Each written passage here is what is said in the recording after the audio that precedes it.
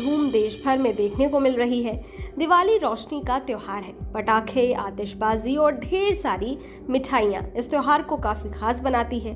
उत्सव और आनंद के साथ इन दिनों में आपको अपनी सेहत को लेकर भी विशेष सावधानी बरतने की जरूरत होती है।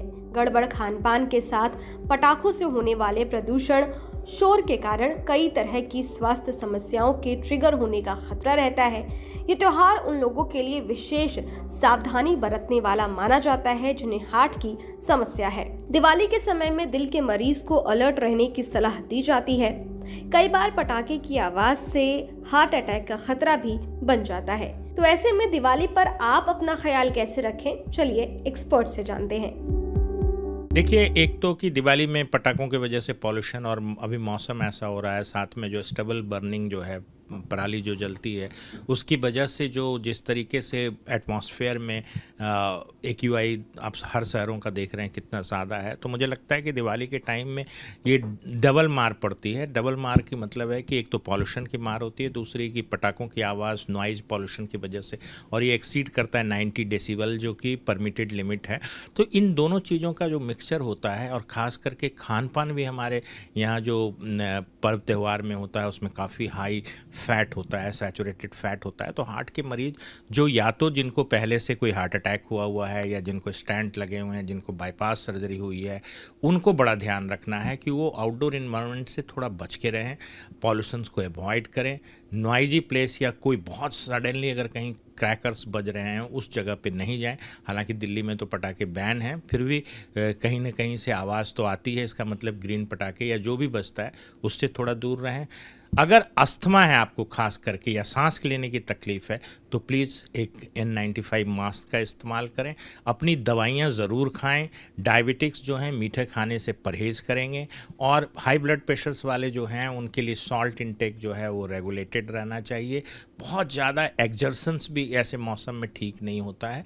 अपनी दवाइयाँ ज़रूर लें, दिवाली मनाएं, त्यौहार मनाएं, खुशी खुशी मनाएं, लेकिन इन तमाम चीज़ों की थोड़ी सी सावधानी बरतें। अपने डाइट पे पॉल्यूशन से बच के और क्रैकर्स की आवाज़ से दूर रहनी है। देखिए, भारतवर्ष में हर तीसरा आदमी हाई ब्लड प्रेशर से ग्रसित है, और आप अगर डेटा देखें तो 188 मिलियन, मतलब कि 18 करोड़ से ज़्यादा लोगों को हाई ब्लड प्रेशर है। तो हर घर में हाई ब्लड प्रेशर के मरीज हैं। तो इसमें सबसे ज़रूरी होता है कि ब्लड प्रेशर जो है वो कंट्रोल होता है, कभी क्योर नहीं होता है। तो अपनी मेडिसिन रेगुलर टाइमिंग से लें। सॉल्ट बहुत इंपॉर्टेंट कंपोनेंट होता है ब्लड प्रेशर रेगुलेट करने के लिए। जो रिकमेंडेड सॉल्ट इंटेक है कि 5 ग्राम से ज़्यादा सॉल्ट दिन में ना लें। बहुत ज़्यादा जो कार्बोनेटेड ड्रिंक्स होते हैं, या जो फ्रूट जूसेस होते हैं, या इस तरह के जो पेय पदार्थ जिसमें सॉल्ट ज़्यादा होता है, उसको अवॉइड करना चाहिए।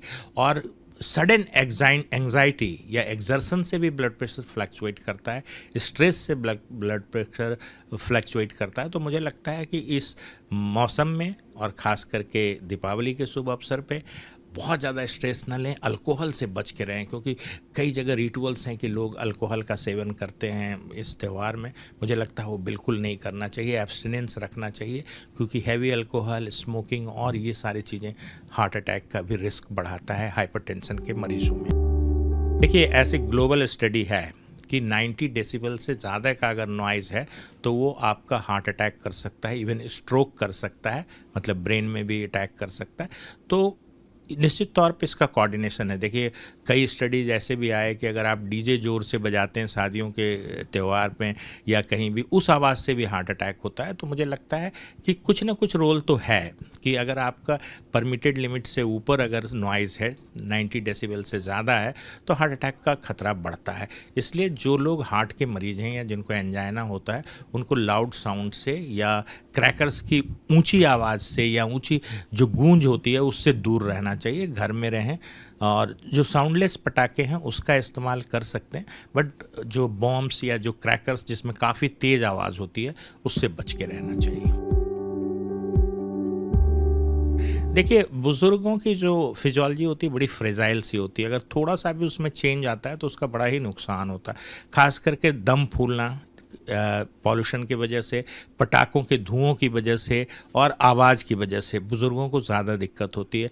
ख़ास करके जो 70 प्लस के लोग हैं उनको, और प्री एग्जिस्टिंग अगर उनको कोई हार्ट डिजीज़ है, कार्डियक डिजीज़ है, हाई ब्लड प्रेशर है, डायबिटीज़ है, या हार्ट की फंक्शन कम है, या उनकी कोई सर्जरी हुई है, बाईपास सर्जरी हुई है, स्टैंड पड़ा, उन लोगों को खास ध्यान रखना चाहिए कि वो अपना दवाई जो है किसी भी हालत में, त्यौहार की वजह से उस दवाई में कोई कमी ना हो, वो मेडिसिन टाइमली ली जाए।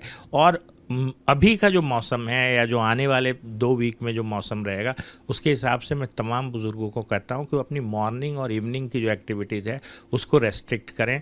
वॉक वगैरह अगर जाना है तो सूर्योदय के बाद, जब थोड़ा धूप निकल जाता है, क्योंकि दोपहर में मुझे लगता है एयर क्वालिटी इंडेक्स सबसे बेटर होती है ठंड के मौसम में। और अपनी खान पान पे बहुत ध्यान रखना है उनको। बहुत ज़्यादा जो फैट रिच फूड्स हैं उसको अवॉइड करना है, बहुत मसाले वाले खाने को अवॉइड करना है, और निश्चित तौर पे जहाँ पे पटाखे वगैरह बजते हैं, जहाँ पे काफ़ी तेज़ नॉइज़ होता है, वहाँ से दूर रहना है। और अगर किसी भी तरह की उनकी एलर्जी है या उनको सांस की तकलीफ़ है तो प्लीज़ वो एक मास्क का इस्तेमाल ज़रूर करें। और N95 मास्क तमाम PM 2.5 को रोकता है, बहुत ही प्रोटेक्टिव है।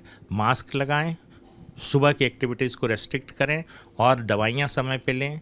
पानी का बहुत बार होता है कि हम लोग बोलते हैं जिनका हार्ट फंक्शन कम होता है उनका पानी जो है हम लोग रेस्ट्रिक्ट करते रहते हैं, तो उसी तरह का फ्लूइड लें। ये नहीं कि बहुत ज़्यादा पेय पदार्थ लेने से अगर फ्लूइड ओवरलोड हो जाता है, तो इन सब चीज़ों की खास आपको एहतियात बरतनी पड़ेगी।